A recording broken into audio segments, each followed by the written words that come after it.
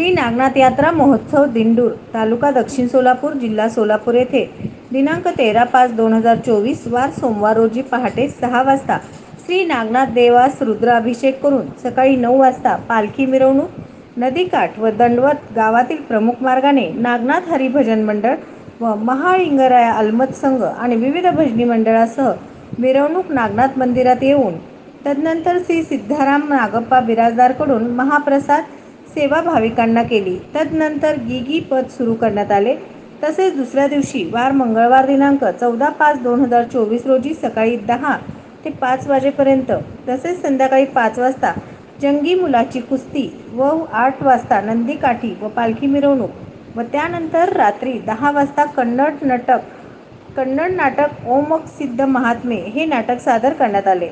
मात्र यशस्वी करण्यासाठी यात्रा पंच उपाशा उब्राणे बसवराज मिर्जे शिवपुत्र हुळे अण्णप्पा मिर्जे नागनाथ पो माजी महादेव फुळे सोमनाथ हुळे सातप्पा चिक्कळी सूर्यकांत कुंभार मल्लिकार्जुन बहिर्जे हनुमंत बहिरगोंडे व धानलिंगेश्वर सार्वजनिक विश्वस्त मंडळ आदीने परिश्रम घेतले।